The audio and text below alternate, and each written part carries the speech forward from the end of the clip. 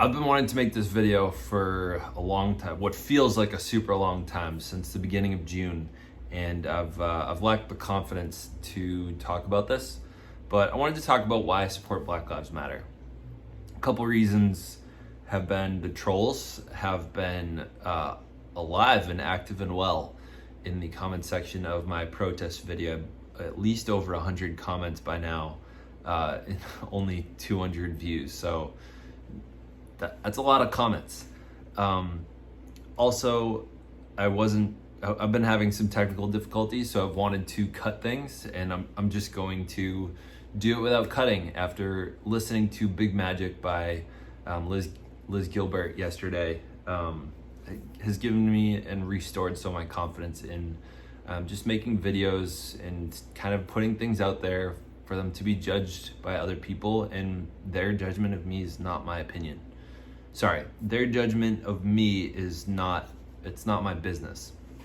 So I want to start with sort of the context of the All Lives Matter comment, which I feel like has been dying off a little bit in the past couple months. I could be totally wrong, but when people say Black Lives Matter, the reason that they say that, and again, I'm talking about the statement in the movement, not necessarily the organization, and I'm certainly not talking about the people that end up rioting after peaceful protests. I'm talking about the movement as a whole. The reason that we say Black Lives Matter is because it's very clear that white lives matter. I think the best example that I've seen so far, the best metaphor that I've been exposed to, is the idea of everyone sitting down at a dinner table and someone saying, "Hey, I'm hungry. Can I get some food here?" And someone is saying, "Hey, everyone's hungry. Like, it's okay." And meanwhile, everyone else is getting fed and food is being put on their plates. And this one person's like, "Yeah, but I'm hungry. Like, there's no food being put on my plate." And that same person's still saying, no, everyone's hungry. Like, everyone deserves food. And that's kind of what the All Lives Matter protest against the Black Lives Matter protest is it's trying to assume that when we say Black Lives Matter, that it means that other things don't. It's not exclusive. So it's really the fact that it's not being included. So one thing I would challenge my viewers to ask themselves is how comfortable are they? How comfortable are you with saying that Black Lives Matter? And I remember back in 2014 when I first heard about the movement and I saw on the TV the things happening in Ferguson and hearing about Michael Brown and hearing about the movement sort of getting its feet under it, I felt really weird saying it. It seemed like such a strange thing to say, but I've come to really understand why we say it. And it's simply because it's very clear that white lives matter. And a really perfect example of this, and a frightening and, in my opinion, disturbing example of this, was watching some of the raw footage in I forget the name of the town, but where Kyle Rittenhouse, the 17-year-old male carrying a AR-15 assault rifle, is walking with his hands up, walking towards police officers. I think there were like 2, 3, or 4 police vehicles, with his arms up, walking towards them, people yelling in the background, "That man just shot somebody." And he actually goes up to talk with one of the police vehicles.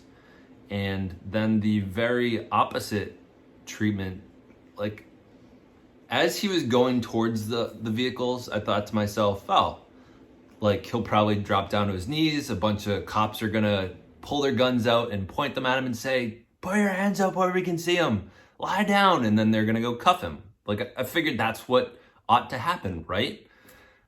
I was very wrong. He went up to he almost like looked in the window and then looked like he was gonna say something and then keeps walking by. And I think what I realized was, and I think what a lot of Black people and some of my friends have been saying for a long time is that that's the treatment that they're getting on like a very often basis. It's not just these things that, it's not just the stories you hear about. Like it's very real, and it's very apparent and very present in the lives of a lot of African Americans, Black people in this country. Also recently, I was taught to just say the word Black people instead of African American, because by now, not everyone was from Africa necessarily that's being treated this way.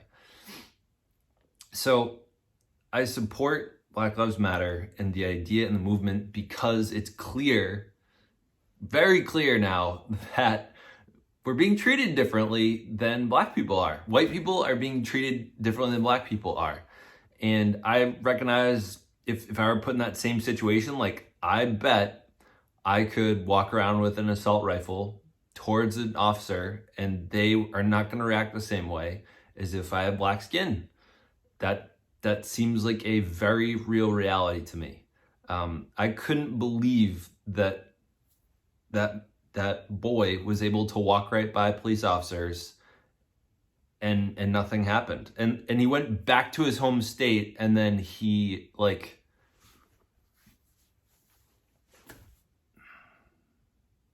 it just kind of blows my mind. So we can say a lot of things about that whole thing. We could talk about how the police reacted to it in the press conference. We could talk about the fact that they all had a curfew and they're all out past that curfew. We could talk about the fact that he was underage and from another state and was arguably going to that place in attempts to use his weapon. We could talk about self-defense, of whether the guy deserved it that he shot, or whether he was allowed to shoot his weapon. But I think the most important thing from that whole situation that I took away, that for people that don't understand the Black Lives Matter movement or are trying to demonize it, I just want you to take a look at I posted on Facebook a couple days ago, at 1 minute 50 seconds in the video, it was like the raw footage of all 3 times that he shot people in the matter of like a minute and a half or something. At 1 minute 50, he's walking towards cops, and I want you to ask yourself what should happen next. And that was where I saw a huge injustice in how people are treated.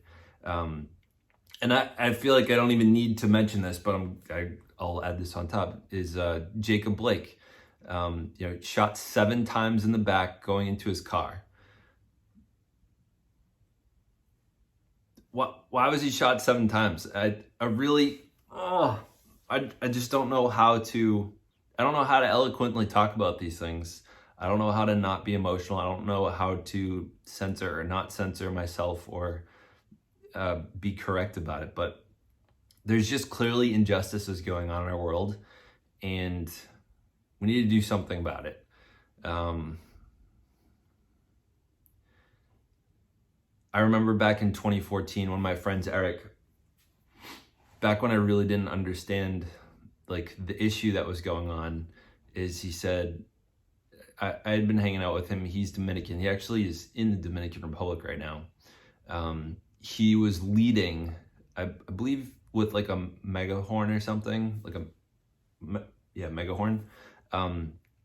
He was leading one of the protests after Ferguson in Boston, and he said one of the police officers refused to shake his hand. I wasn't there for it, but he's like, Zach, you're with us, and I appreciate that. Like, we need more people like you. And I feel like I didn't quite understand where he was getting at, but it's not until a larger population of people are talking about something that change happens. And I think it's taken way more white people to recognize the injustices going on, for changes to happen. And like, I really love this jersey, Colin Kaepernick, because he was one of the people that first was standing up and trying to get people's attention, and did a great job of starting the conversation. And sadly, he lost his job, but like, I think he did a really great job using his platform to speak, right? And started that movement, and it's still continuing now after him. And if he hadn't done that back years before, who knows where it would be now. I feel like he's someone that really started something. I'm really glad that he did start something. For the NFL to now say, like, we made a mistake, we should have let him do that. And now for the NBA teams to be protesting by not showing up to their games, I don't know where to go from here. But I think what I wanted to share in this video was really some challenges for people to look at that might not agree with or might not be on board with the Black Lives Matter movement. And I think the main message I just really want you to ask is, when you see things happening, sometimes they're obvious, sometimes they're not obvious. When you see footage of police reacting to things, ask yourself, if that were me or if that were someone of a different race, would they be reacting the same way?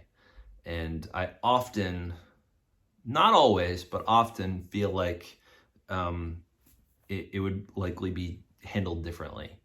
I really bet that if Kyle Rittenhouse were black, and or if he were dressed more like a Black Panther or something, what I would have expected might have more likely happened, where they would have said, hands up, hands behind your back, like, get on the ground, like, and then they probably would have put a knee on his back, versus Kyle just walked right by.